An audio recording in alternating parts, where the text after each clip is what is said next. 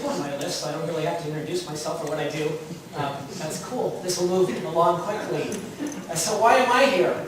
I don't know. I come up and I do these presentations and things come out of my mouth, sometimes good, sometimes bad, but they always allow me to come back and share things with you folks. I have 2 things on the agenda. One is the planning and response area concepts, which I'll talk about first. It doesn't involve a PowerPoint presentation, which is wonderful. And the second one is the contingency plan requirements. And so here's a shout out to IRMA, which is the Environmental Response Management Application put on by NOAA. And I'm going to go over there and I'm going to drive the map. These are, first of all, let me apologize. So this was, like Yvonne said, we're going to ask for some concepts. And this morning is about rail.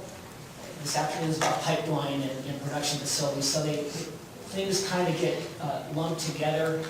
And there's going to be lots of acronyms. Some I know, some I don't know. So don't ask any hard acronyms, like ethanol. Don't ask me about ethanol. I don't know anything about ethanol. I found something online that says researchers once ran a test to measure how much presenters' message sticks in the minds of their audience. They found that after a 10-minute presentation, listeners only remembered 50%. By the next day, they dropped to 25, and then a week later, it was down to 10%. So really, no matter what I say, you guys are going to forget it. So that's a really good thing, and it kind of lets me off the hook. There's lots of in-the-weeds stuff here that I'm going to talk about today, but mostly it's getting input from you folks, and that's really, like Yvonne said, like Ryan said, that's why we're here, and they're all just concepts that we're going to throw out to you. Okay, so let me go over here and drive there. Randy, can I sit there? Oh wait, psych. I got to get the pointer, and I got to get my notes. So, right now, and they're all on the GIS. IRMA and our GIS folks. Good people. They rock. Beautiful California. We have, first thing we looked at was obviously ACPs, right? The ACP, Area Contingency Planning, county outlines, right? So, the goal of finding the right map, the right areas, the right regions, the right districts, we had to look at all of these just to try to get a good idea. So we're asking you folks, what's the best way to break up California into manageable contingency plan? So we have the response side and we have the contingency plan side that plan holders have to for response resources. So the ACPs were in existence. We thought, wow, why don't we just draw a line straight across? That's an idea, right? I mean, that breaks the state up into these kind of, on the inland side. That's a concept. Whether that's good or bad, I don't know. That's just what we thought about. Then I looked at, I shared the Randy, where's the Fish and Wildlife agencies? I'm glad Ryan's here. Okay. Okay, so next was this is how the Department of Fish and Wildlife breaks up their regions. As you can see, that's, and you guys are welcome to oh God, what did I do? Maybe driving wasn't the best. Oh. Another apology. Wednesday I wrote the presentation. Thursday we did a little tuning of it, and then Friday we did a little dress rehearsal. So your admission's free and your parking is free. This is what you're going to get. So bear with me. Okay, so here's the Fish and Wildlife regions. State broken up pretty nicely. It's how our enforcement folks, right? So back to breaking up the state. considering emergency response and contingency plan aspects, and then the department's mission is all about water and response to waters of the state. that Jen's talked about. So click on that. We looked at toxics.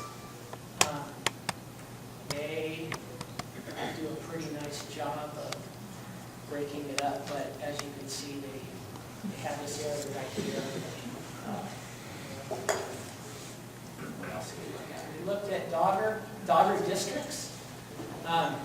So Dogger, we found that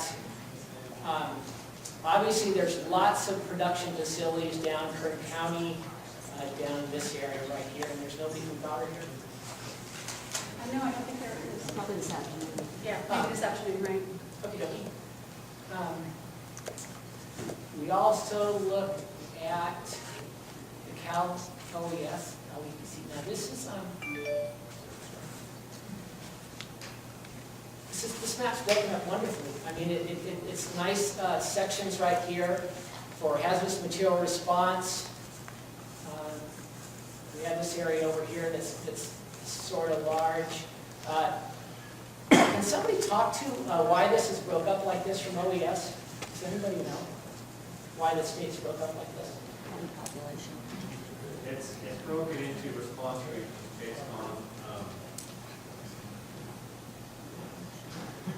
Based on? This was Thomas Campbell, Cal OES. Good morning. The regions were broken up this way to get into more of a regional area, and it's been like this. 6 worst destroys the fire department. This is the way it's been. Destroys the fire department every time. But this is the way we have determined to best respond back to our stakeholders and our response agencies as far as how we respond to wildland interface and set up the LEPCs and kind of group everybody together. So it's just the way we've done it. It works for us. No need to make any major changes right now. Beautiful. So, Chris, can I just add one thing? So that's a perfect segue, Tom, because one of the things that we are looking at, and what Chris is showing you is, why recreate the wheel when the state's already been segmented in a number of different ways, but each of those segments is addressing something a little differently, right? You're taking a look at it from the OES perspective of fire regions and mutual aid. The Department of Toxics is looking at where hazardous materials and hazardous waste are hanging out and where cleanup sites are. On the marine side, we looked at captain of the port zones, and because that was also our federal agency, and those also became the area planning areas as well. Okay, so it was easy for us in the regulation side to say, okay, well, if we do response equipment and planning for the captain of the port zone in San Francisco, then it's this equipment at this time frames and these hours. But as we start looking into inland, we have a number of things going on. One is we need to be able to acknowledge the planning efforts that are already going on at the LEPC side and mutual aid. Yes, I'm sorry. As chair of Region 3, which is the 13 Northern California counties from about Trinity County over to the Oregon, Nevada border, Oregon border down to Sutter, Yuba, Colusa counties. Right. Each of our counties has a hazmat response plan. Okay. Currently, the state is looking to focus on either implementation and/or updating regional plans. Mm-hmm. And they've discussed with Region 3 being kind of the template, because we Okay. don't have a regional plan. We've got individual plans. Okay. How they relate to things like I-5, the Sacramento River, the Feather River. Right. We're talking with them, they're talking to us about putting something together to do that. So, and if the focus is at the state level to focus on response plans, Right. it seems an opportune time to maybe blend in some of this rather than recreating or creating something that changes boundaries, Right. that splits some Right. things. There's a relationship that we have found with the fact that the Feather River, the Sacramento River affect affects multiple agencies coming through. Right, and that's an excellent, excellent point, which is also the other thing that we realize from a response and planning perspective in terms of contingency planning. There are these LEPC zones, okay? In terms of the environmental sensitive site planning, geographic response planning, all of that, oil doesn't go by those zones, right? Oil goes by watersheds, right?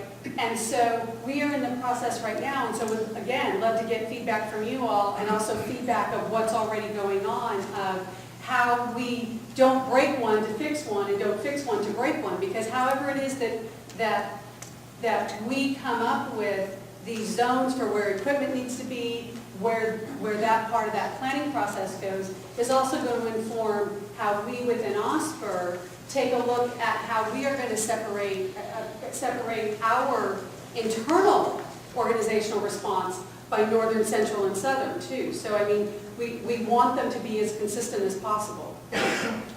In our region, we've got two plans. One is the Sacramento River plan that kind of came to being after the Cantera Loop derailment. Right. There's also a Feather River plan for basically the same issues. Right. Geographically, the rail is in a very sensitive area. There have been derailments, anything affecting up in the upper watersheds could potentially come down to the Oregon Dam, affect a lot of other places. Both of those plans from an LEPC standpoint, we've been concerned that they're out of date. Okay. So again, timing, because one of the things we have is our concerns is response. Right. You've got a lot of little agencies that immediately don't have the training, don't really have the skill set. They're having to pull in regional hazmat teams. There's actually, in our area, 3 hazmat teams that cover multiple areas. One, the Cascade that covers 6 counties, Butte that covers 1, Butte County, but also goes up in the Plymouth County area, and then the Yuba Sutter down in the south. A lot of these teams are traveling hours, or potentially there's a response time issue. Right. So if it's a railroad or the local regional team getting there, there is a potential for time delay. Issues like booming, issues like being able to bring those, provide that training, provide those the equipment to be able to get out there and have an immediate effect. Right. But We're the gonna talk about timing that is today. such that we, We're gonna talk for about both of those plans, we're really, I think, time sensitive right now to what you're talking Here's my card. about. Be there. And I think that Chris brings up a good point. That is something that he's going to talk about. And so Gotcha covered. this presentation that he's doing now is to just give you all a sense of what we're looking at, because obviously equipment and where you put that equipment, where we would require equipment to be for contingency plan runners and operators, need to make sense. Need to make sense in terms of what's already out there, needs to make sense of what's going on locally, needs to make sense because we're also coordinating with EPA, who are now our federal partners in inland, and working on some of the same geographic response plans. So I know you had a question, and then we'll get back to Chris. Yeah. Not so much a question, but a comment on the OES mutual aid agreement. I think it's important for everybody to understand, I've been doing this, by the way, since the early 80s. Great. And the mutual aid regions are established not just for hazardous material. The Right. mutual aid regions reach down to law enforcement, hazardous materials, and every other aspect of emergency management you can consider. So they've been in place for a long time. They were developed on the basis of how the geography of California works and the mountains and how things actually can move around in California. And they've been in place and used for a long, long time. So part of the reason I want to bring this up is in our planning, we need to look at the infrastructure already in place and not just hazmat. Correct. We're going to be using Absolutely. a lot more than hazmat in any kind of response. Right. Can I? Yeah, ma'am. As I'm listening to this conversation, one thing that dawned on me, this morning is about railroad. And when I listen to this conversation about emergency response, we also got to think about, I know this afternoon we're going to talk about pipelines, but as we think about railroads, I think there are a lot of capabilities in terms of emergency response, the ones they talked about. And I think the coordination with other agencies is really an important part of what we need to look at, because of the fact that if we believe the stuff that comes by railroad, they are light crude, they're going to catch on fire very quickly, then immediately you need the help of all the fire department. Right. You need the help of the police department to guard the homes of the people you're going to evacuate. You need a lot of help, and if the coordination already exists, we may want to think about some of those resources that is available to Right, us. right, and that's part of why I think, although it feels like maybe for some people that we've gone a little astray, this is why we asked Chris to cover this way, is that there's a lot already out there. We are interested in integrating it, but also realize that different organizations break up boundaries for different reasons. And they may be beneficial for us and beneficial for Chris's group in terms of coming up with response standards, and they may not. And so obviously we want to maximize emergency response as much as possible. So I think what we've left with is sort of trying to figure out sort of the watershed maps and doing planning, geographic response planning based on watersheds, while taking into account LEPC maps and what that looks like. So that's sort of, I think, where we're headed, but your, on-the-ground input would be helpful, because we didn't have to do this way on the marine side. Chris's group did not have to do this way on the marine side. We had the captain of the port zones, we only had marine waters, relatively simple. Chris? Any questions? Just kidding. Okay, so why am I up here? Because I deal with contingency plans. This is about a plan holder. This is about plan holder contracting with response resources.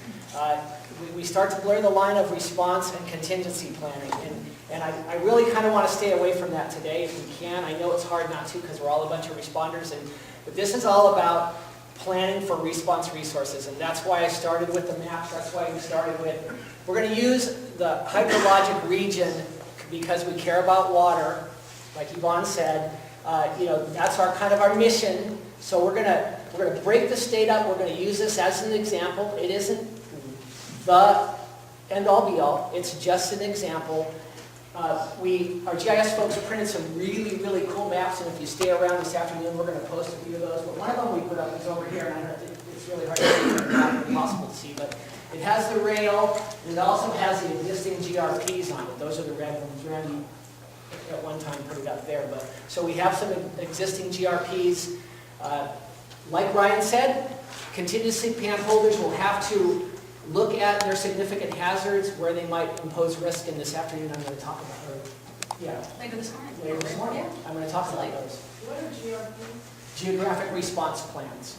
Thank you. And we talk about geographic response areas, we talk about ACPs. The feds talk about, we talk about similar things, but the acronyms kind of get messed up, and I apologize for that. Okay, so the last map was the hydrological map that we're going to use for this, after my next presentation, after the break possibly. You want to take a break? Yeah, I'll check. After this is done, and then I'll come back and I'll use, So our team looked at this map, and it's, I don't know, I asked for your opinion. It's broke up pretty nicely. It's the watersheds of California. It's where, like Yvonne said, burnt oil goes. We're concerned about that. And if we overlay the OES map on top of it, there are some similarities.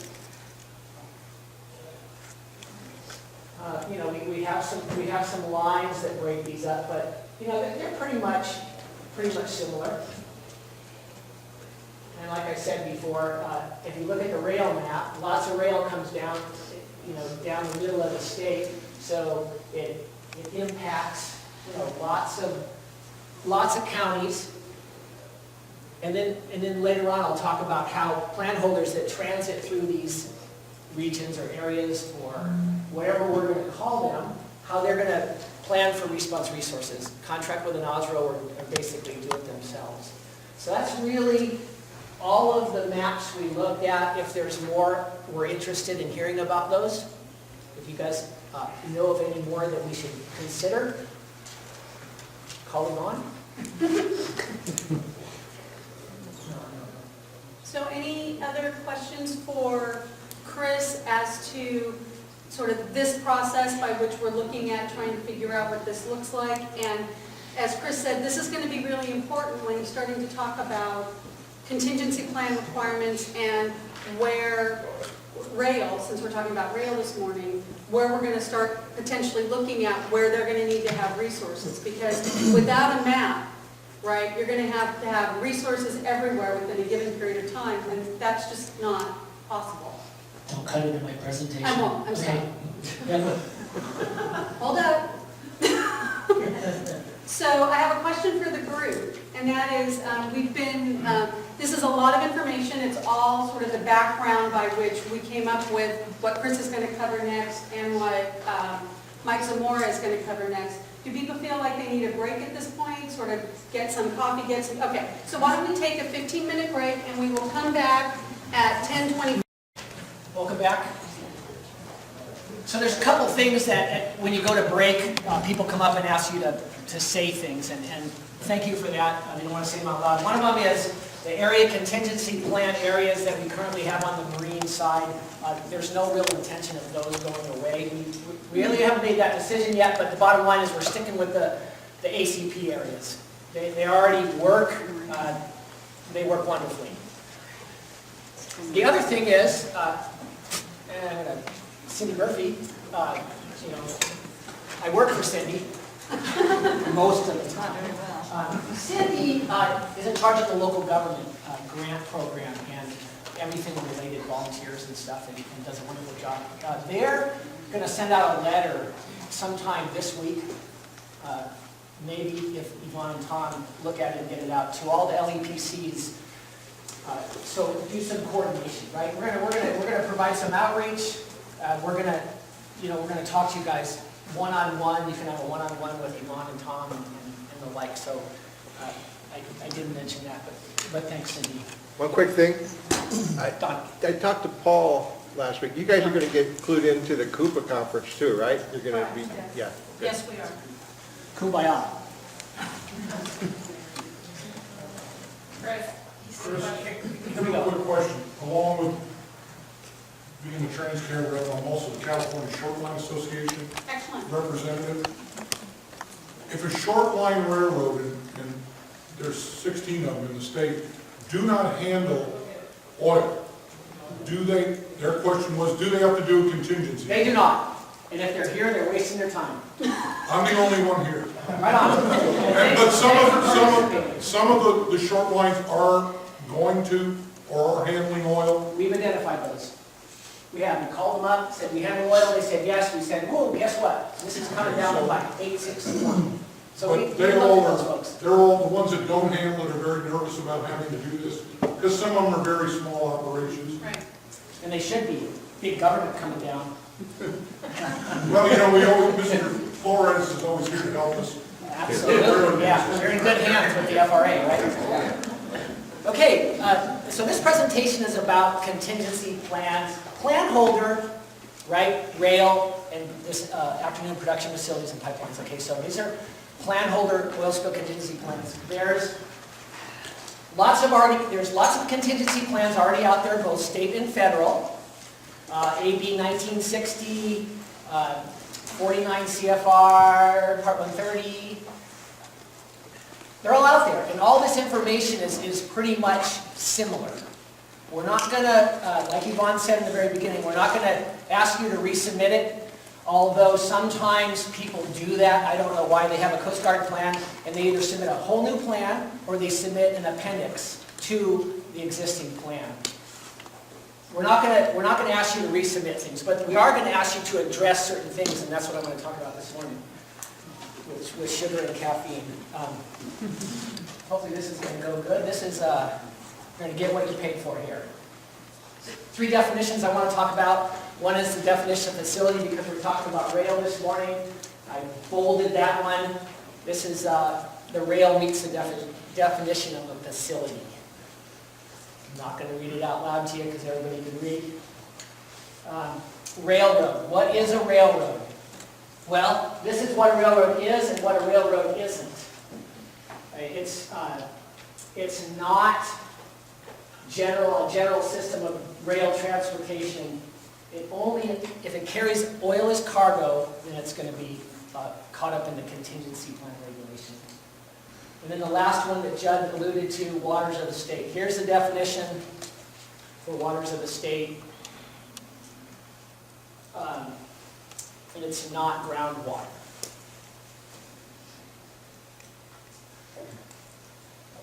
So we're gonna look at some time frames. Ryan, half of you already forgot what Ryan talked about, right?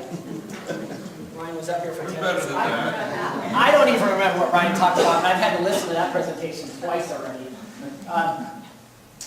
So we're gonna crank out this emergency reg package, and in that package, we're gonna ask for your input, and we're gonna get feedback up until late fall, which is like December. And we're going to get feedback, and then probably around 1 January, we're going to come out with this emergency reg package. There'll be some submittal time frames in it, like the existing ones. You know, if you say 30, 60, 90, you're bound to hit one of them, because that's what we kind of do as the government. We come up with those kind of numbers. So there'll be some submittal time frames, probably around 90 days. Gives you enough time to look at what you already have and to look at the new stuff we're kind of asking for. And then we'll also take feedback on this. If that's not going to be enough time, then we need to know that. And then the last one is, once we get it submitted to us, then we're on the hook to approve or deny it, right?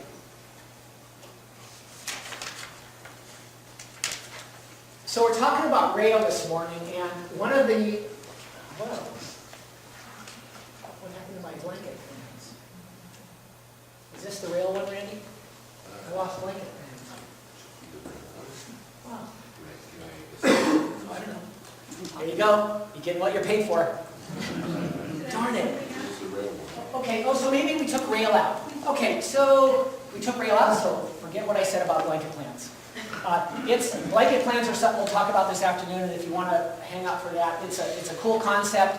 It's what we use on the marine side and the facility side. If you have similar products, similar resources that you impact, and lots of similarities, you only have to submit one plan, and you can add all your other facilities and wells or whatever into it. So I'll talk a little bit about this afternoon, about that.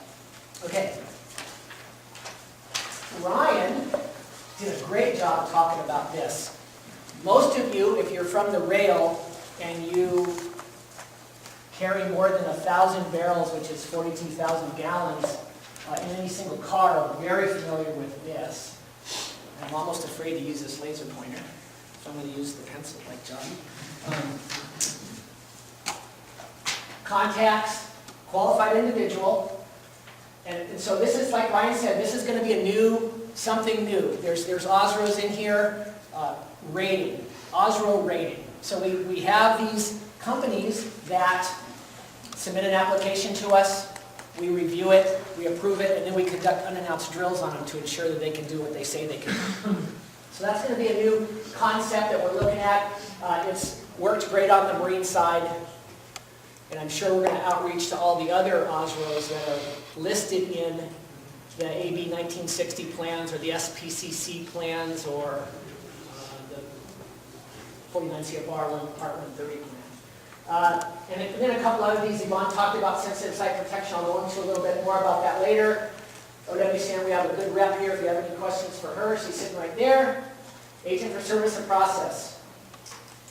They live in California, help me Ryan, and they are where we submit legal paperwork to. And I don't know if that's a concept that industry deals with or not, but that's all part of the contingency plan itself.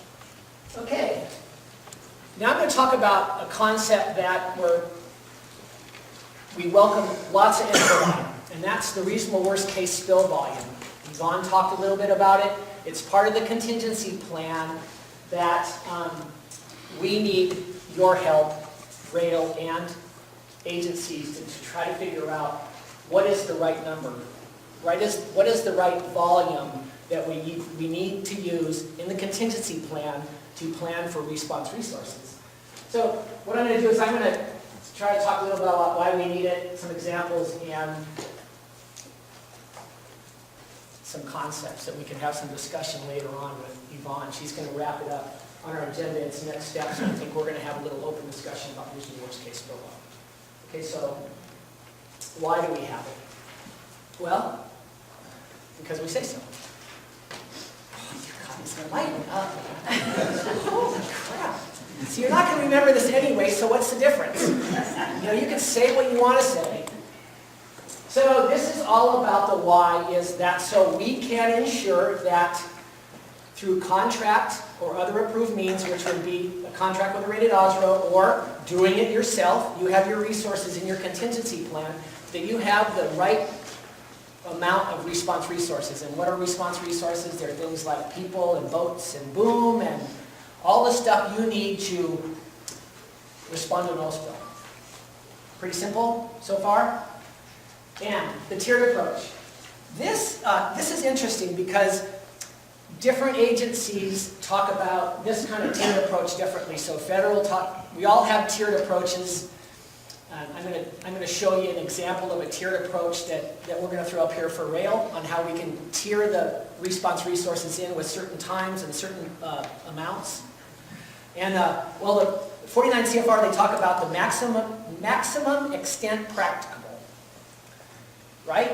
I mean, that's what they use as the kind of number to figure out what kind of response resources. So what we're going to try to do is, working closely with our federal counterparts, we're going to try to come up with what we should call this.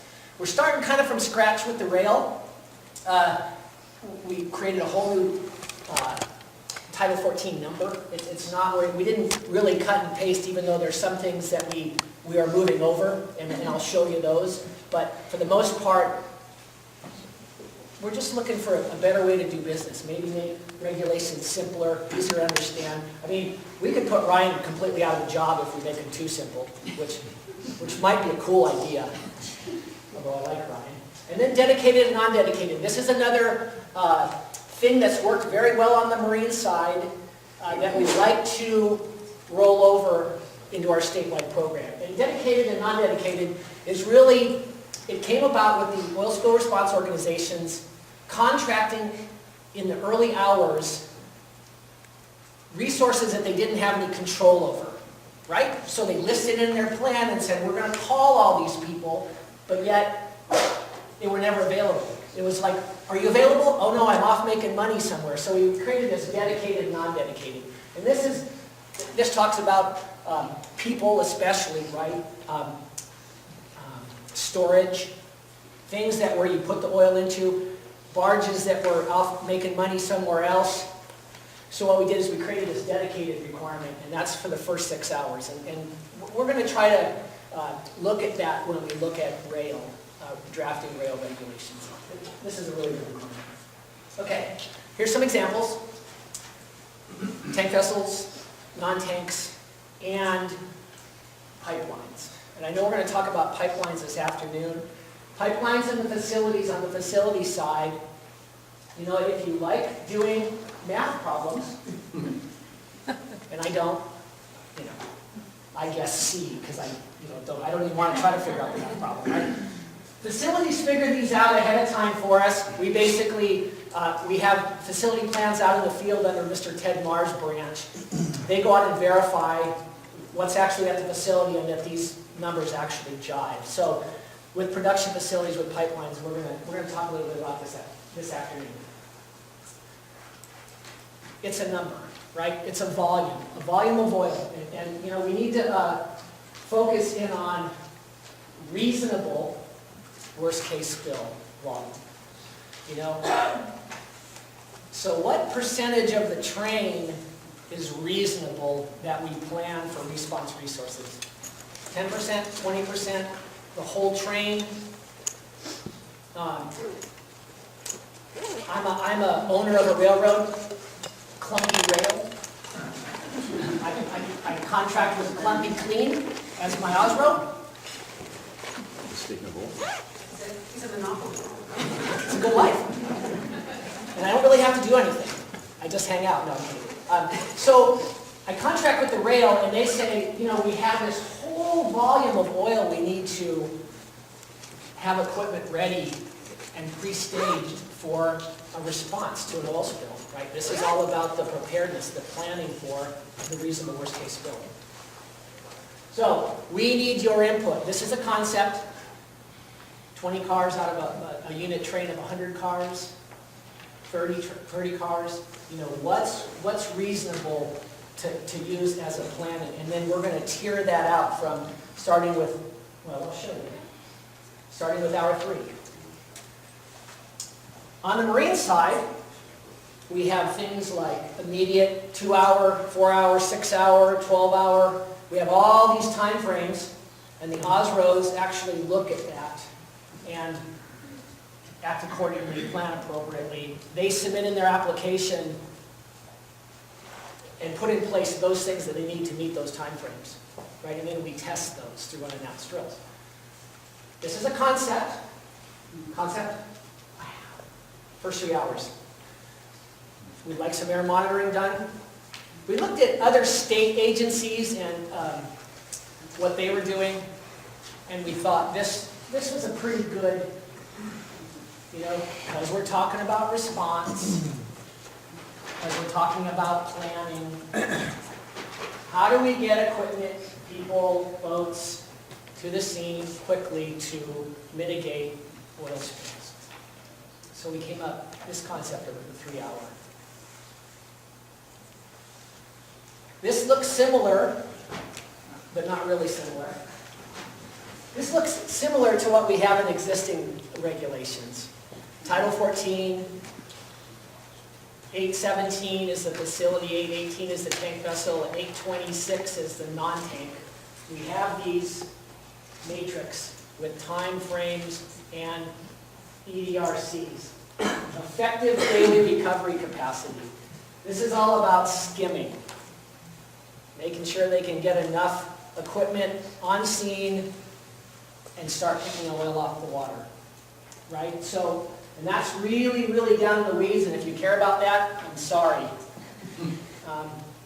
But what this is trying to show you is that we're taking, and this is example is 10 tank cars. Okay, this is really kind of starting out. I just wanted to throw up an example. This is 10 tank cars.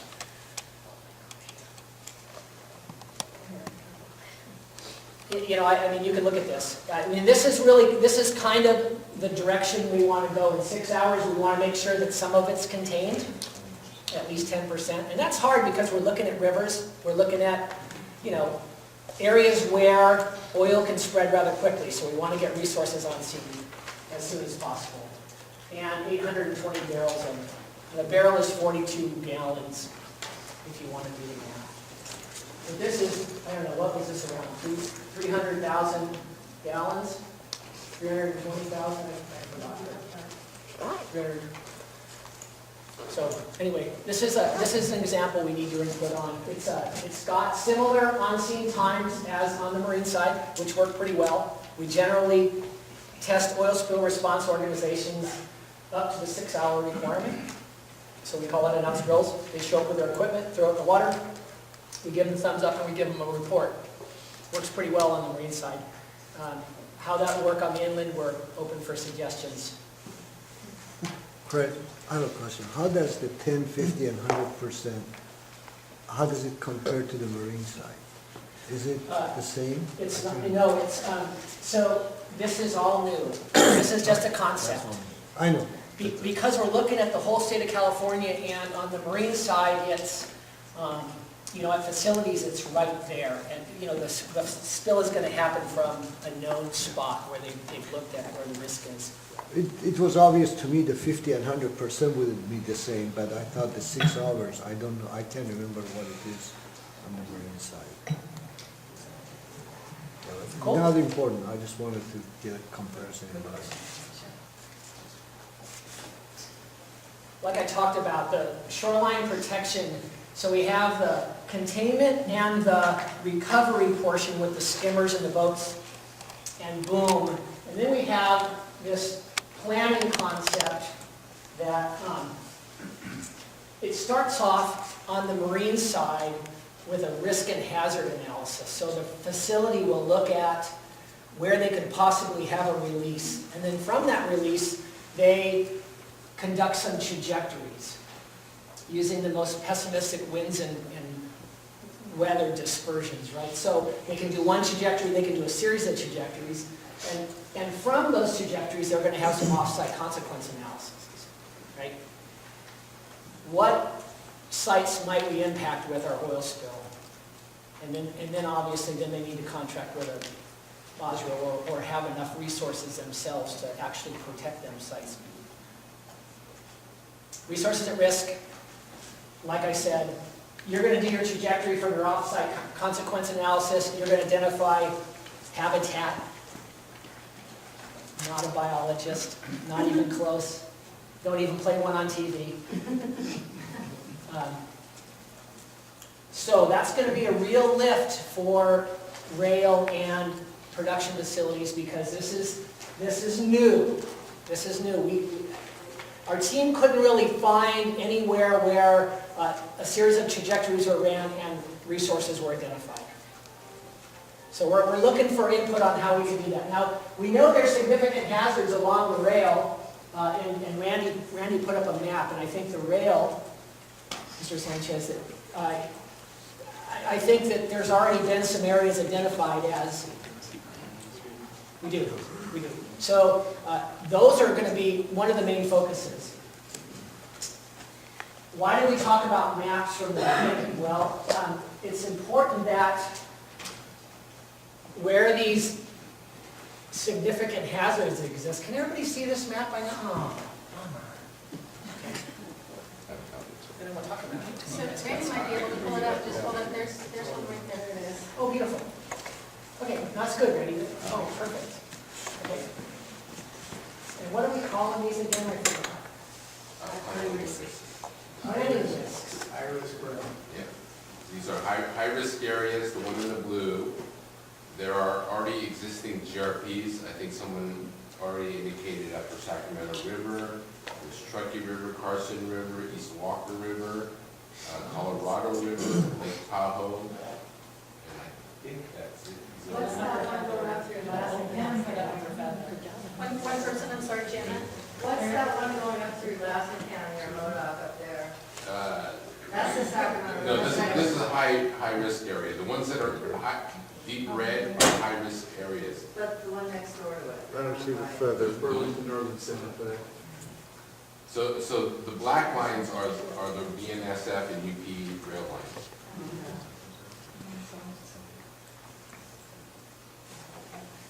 So the rail's already done. We talked about maps earlier today, and we talked about areas that we need to plan for. Ready to throw up the watershed map? Yeah.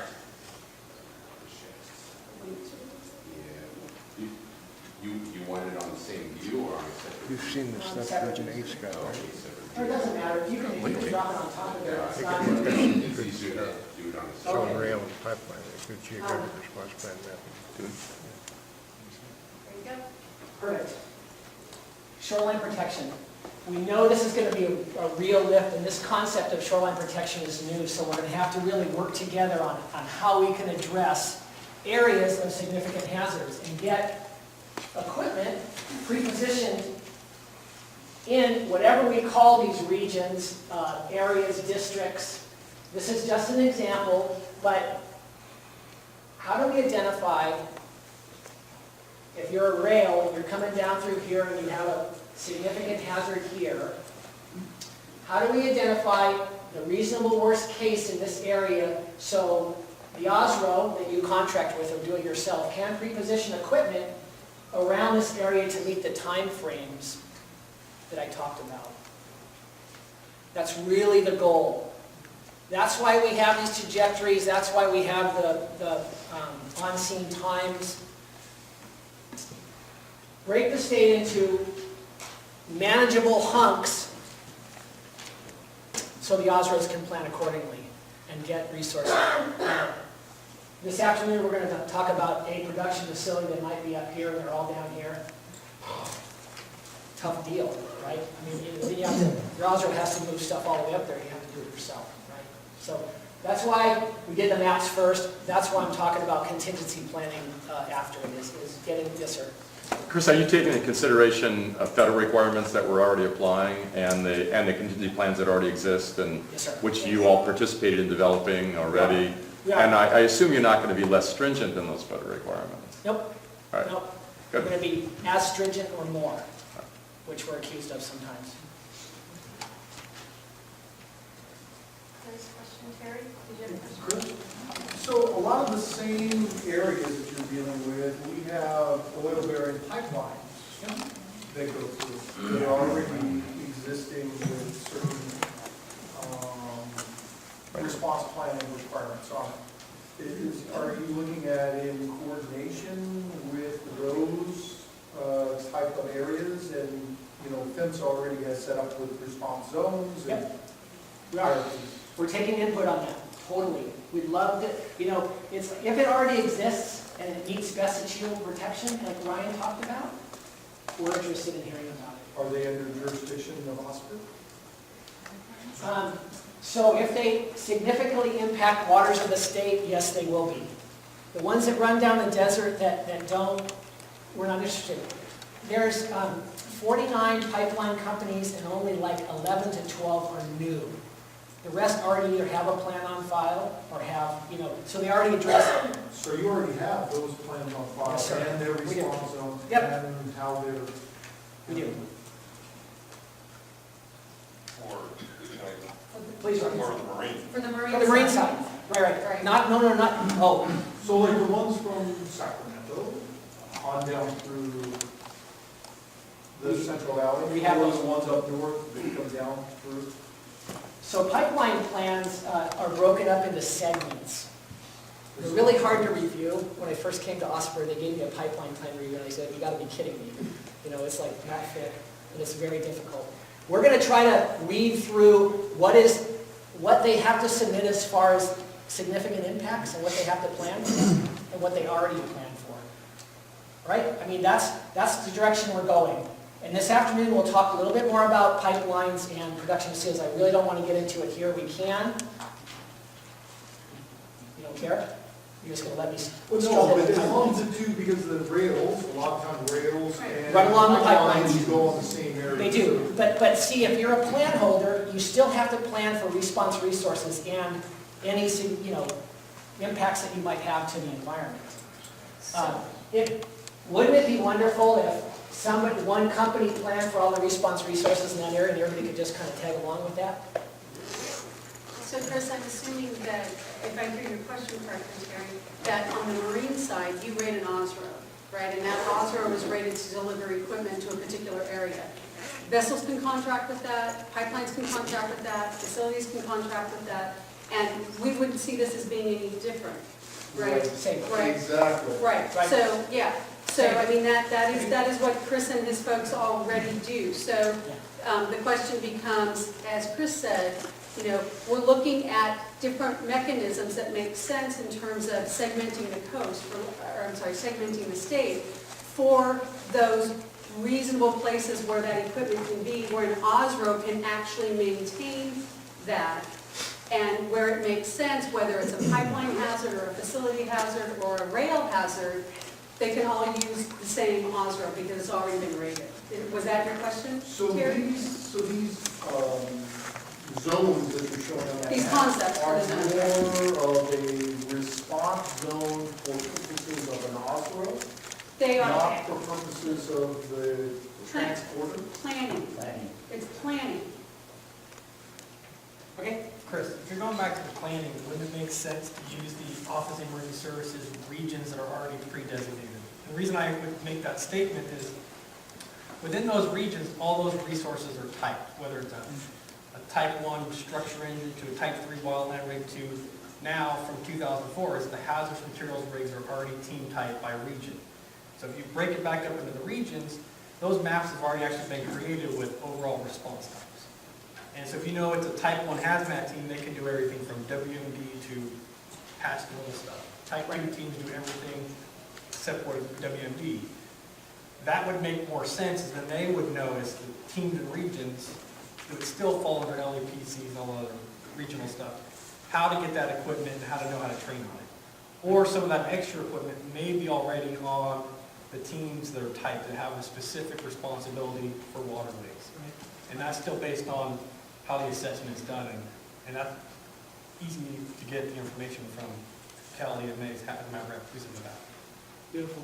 That's So- good. That's the kind of stuff we need. Okay. Right, so the one thing I would add to that, though, sorry, Chris, is that the contingency plan requirements that Chris is talking about, industry cannot cite government-owned equipment. Until we can conduct unannounced drills on the Right. local fire departments, that's probably not going to work. Right, so I'm not saying that those resources aren't important, they are eminently important, but in terms of meeting contingency plan requirements for this is non-governmental owned equipment, because you're in charge of that equipment, not a potentially responsible party.